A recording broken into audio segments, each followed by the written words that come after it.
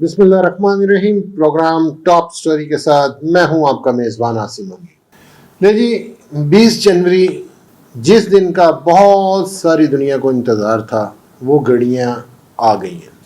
पाकिस्तान में तो इस टाइम 6 बजे हैं, लेकिन अमेरिका में अभी सुबह का वक्त है और आज सुबह 12 बजे सदर ट्रंप साहब की हल्फ बर्दारी की तकरीब होगी। जो सूरत लोग बता रहे हैं कि जी सख्त सर्दी की वजह से जो प्रोग्राम हमेशा आउटडोर में होता था डीसी, वाशिंगटन, वाइट हाउस के बाहर, वो आज इनडोर हॉल में होगा और बहुत बड़ी तादाद जो सी है वो हल्फ बर्दारी देखने के लिए वहाँ पहुँच रही हैं और बहुत मीलों दूर पार्किंग में गाड़ियाँ अपनी पार्क करके और पैदल सफ़र कर रहे हैं।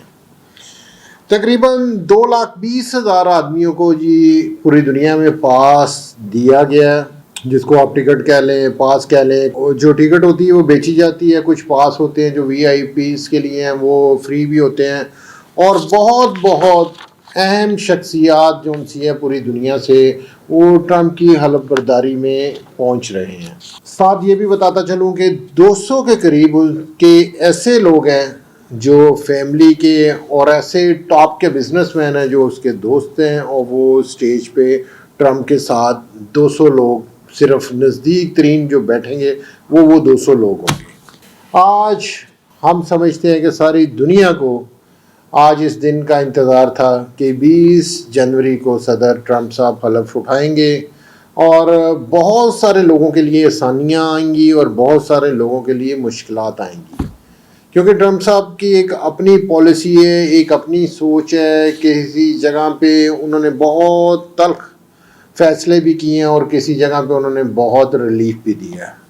हमें सबसे ज़्यादा खुशी होती है कि ट्रंप के आने से पहले इस्राएली वज़ीर आज़म को कहा था कि ये जंग बंदी करो, अगर ये जंग बंदी ना की आपने तो मैं आपके साथ बुरा पेश आऊँगा।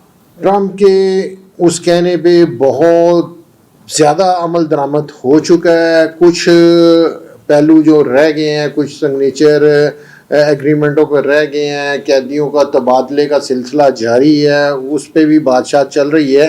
लेकिन नेतन्याहू जो उनसे है ना, वो थोड़ी थोड़ी शरारतें भी कर रहे हैं। और ट्रंप साहब ने कल अपनी स्पीच में ये भी उनको कहा कि तूने जो करना है वो कर लो, अगली बारी मेरी है। अगर तुम बाज ना आए, मैंने दुनिया को कह दिया है कि मैंने ये सारी जंगें ख़त्म करनी है। ये पहले इसराइल फ़लस्तीन की करूँगा, उसके बाद यूक्रेन और रशिया की जंग ख़त्म करूँगा। हम समझते हैं कि जी ये एक अच्छा फ़ैसला है। अगर ट्रंप साहब दुनिया में अमन ले आते हैं तो ये एक बहुत बड़ा काम होगा, क्योंकि जंगें करना आसान था, उनको आगे चलाना बहुत मुश्किल काम है। और ये चीज़ मेरा ख्याल वो अफ़गानिस्तान में सीख चुके हैं। अफ़गानिस्तान में जितना नुकसान रुपए पैसे लोगों का किया उन्होंने, मेरा नहीं ख्याल है कि इससे ज़्यादा समझ अब कोई और को आती होगी।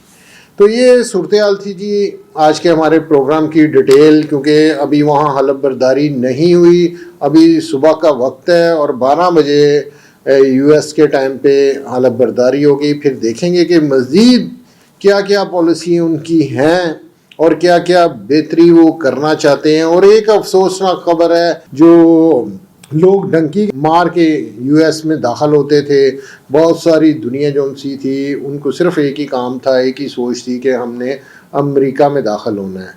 कई लोग मैक्सिको से जो है वो डंगी लगाते थे और यूएस में घुसते थे। अब वो भी जो उसने दीवार का कहा हुआ था कि यहाँ मैं बॉर्डर पे एक ऐसी दीवार कर दूंगा कि यहाँ से अंदर दाखिल होना बहुत मुश्किल हो जाएगा, तो वो उसने एक काम करना है। उसके अलावा जितने इल्लीगल लोग यूएसए में मौजूद हैं वो अब अपनी अपनी तैयारी कर लें कि जी उसने वाज़ेह तौर पे अपनी इलेक्शन कैंपेन में भी कह दिया था कि जो जो इल्लीगल हैं वो अपने घरों को चले जाएं, हम इनको चुन चुन के पकड़ेंगे।